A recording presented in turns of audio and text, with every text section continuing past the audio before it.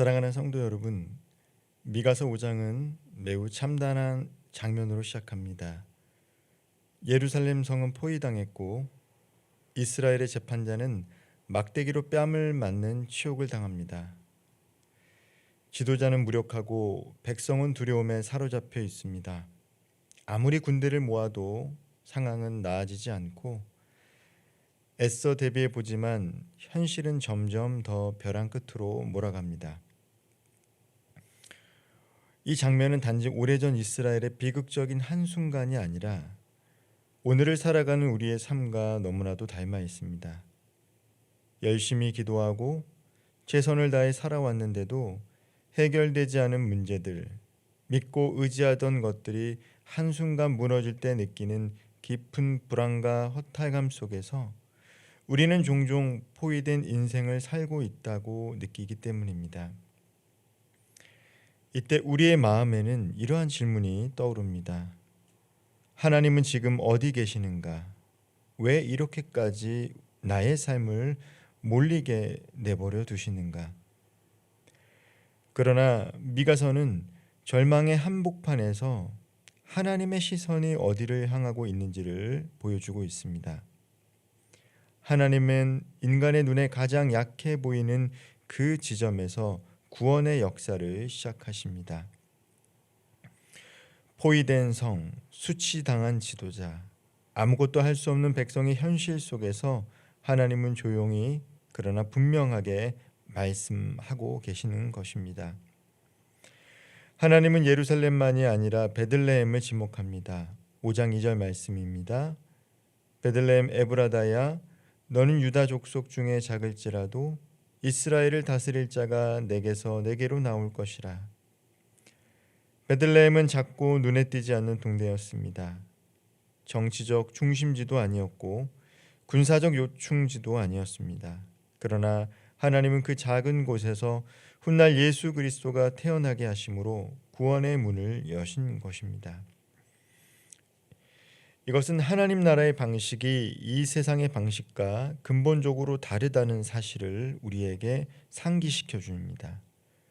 세상은 크고 강한 것을 통해 미래를 보지만 하나님은 작고 낮은 것을 통해 역사를 새롭게 써 나가시는 분입니다.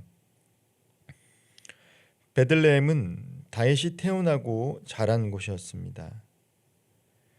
하나님은 타락한 예루살렘의 권력이 아니라 다윗의 시작점이었던 그 작은 동네에서 새로운 통치자를 약속하십니다. 이는 과거로의 단순한 회귀가 아니라 하나님 나라의 새로운 질서를 향한 선포입니다. 하나님은 늘 우리가 중요하다고 여기는 자리가 아니라 우리가 쉽게 지나쳐버리는 자리에서 일하십니다. 우리의 삶 속에서도 마찬가지입니다. 우리가 가장 약하다고 느끼는 지점, 가장 부끄럽고 숨기고 싶은 자리에서 하나님은 새로운 일을 계획하고 계십니다. 이 베들레헴에서 나올 메시아는 어떤 분입니까? 성경은 그를 이렇게 묘사합니다. 4절 상반절입니다. 그가 여호와의 능력과 그의 하나님의 이름의 위엄을 의지하고 서서 목축하니. 이 메시아는 멀리 떨어져 명령만 내리는 왕이 아닙니다.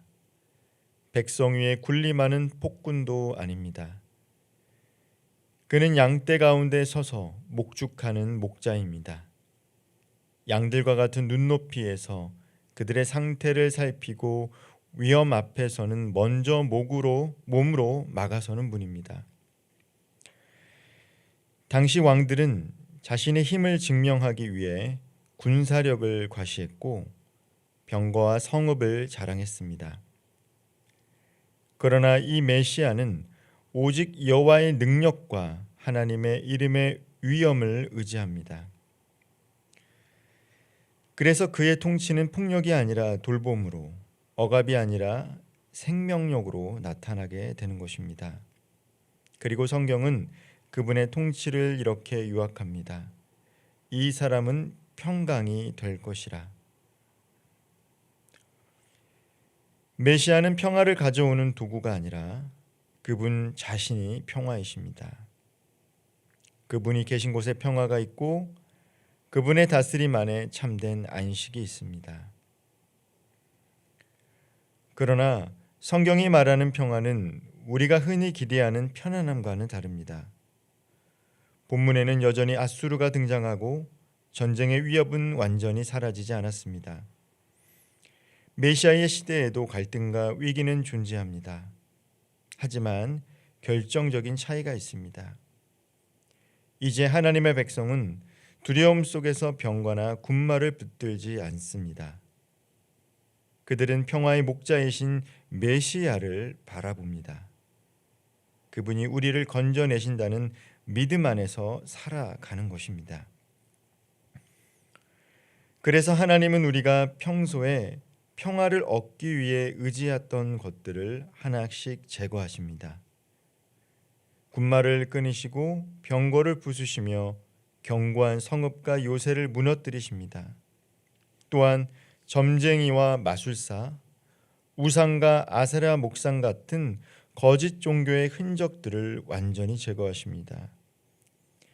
이것은 단순한 파괴가 아니라 하나님의 백성을 자유롭게 하시는 은혜의 행위입니다. 우리가 붙들고 있던 것들이 사실은 우리를 지켜주는 것이 아니라 하나님을 신뢰하지 못하게 만드는 족쇄였기 때문입니다. 우리는 종종 이렇게 생각합니다. 돈이 있으면 평안할 것 같고 힘이 있으면 안전할 것 같고 누군가의 말이나 보증이 있으면 마음이 놓일 것 같다고 말입니다. 그러나 하나님은 그 모든 것을 내려놓게 하시며 조용히 우리에게 물으십니다. 이제는 나로 충분하지 않니? 진짜 평강과 평화는 더 많이 소유할 때 오는 것이 아니라 잘못 의지하던 것을 내려놓고 하나님께 시선을 돌릴 때 시작되는 것입니다. 사랑하는 성도 여러분, 미가서 5장은 우리에게 분명한 선택을 요구합니다. 우리는 계속해서 병과와 성읍을 붙들며 살아갈 것입니까? 아니면 목자의 음성을 따라갈 것입니까? 메시아의 통치는 칼과 창으로 확장되지 않습니다. 그분은 양떼를 먹이시며 남은 자를 통해 세상을 변화시킵니다. 남은 자는 때로는 이슬과 단비처럼 메마른 세상에 생명을 공급하는 존재가 되고 때로는 사자처럼 악을 제압하는 도구가 됩니다. 그러나 그 모든 역할의 중심에는 언제나 평화의 목자가 계십니다. 오늘 우리의 삶이 여전히 포위된 것처럼 느껴질지라도, 지도자가 뺨 맞는 현실처럼 무력해 보일지라도 낙심하지 마십시오. 하나님은 말씀하십니다. 작은 베들레헴에서 시작된 구원이 오늘 우리의 삶 가운데서도 이루어지고 있다고 말입니다. 예수 그리스도는 지금도 우리 인생의 중심에 서 계신 평화의 목자이십니다. 그분의 다스림 안으로 들어가는 자에게 상황을 초월하는 참된 평강이 주어질 것입니다. 오늘도 그 목자의 음성을 듣고 따르며 살아가는 저와 여러분 되기를 주님의 이름으로 축원드립니다. 기도하겠습니다. 사랑의 하나님 아버지, 오늘 성탄절을 맞이하여 작은 베들레헴에서 평화의 목자로 오신 예수 그리스도를 찬양합니다. 포위된 현실과 같은 우리의 삶 속에서도 구원을 시작하시는 하나님의 신실하심을 믿게 하시니 감사합니다. 우리가 병과와 군마, 눈에 보이는 힘을 의지하기보다 오직 주님의 다스리심을 신뢰하게 하옵소서. 우리의 두려움과 불안을 내려놓고 양떼 가운데 서서 우리를 돌보시는 목자의 음성에 귀 기울이게 하옵시고, 주님이 주시는 평화가 상황의 변화가 아니라 믿음의 중심에서 흘러나옴을 알게 하옵소서. 이 성탄절에 우리 마음의 왕자의 예수 그리스도만이 주님으로 자정하게 하옵시고 우리의 삶을 통해 메마른 세상에 주님의 평화와 생명이 흘러가게 하옵소서. 평화의 목자 되신 예수 그리스도의 이름으로 기도합니다. 아멘.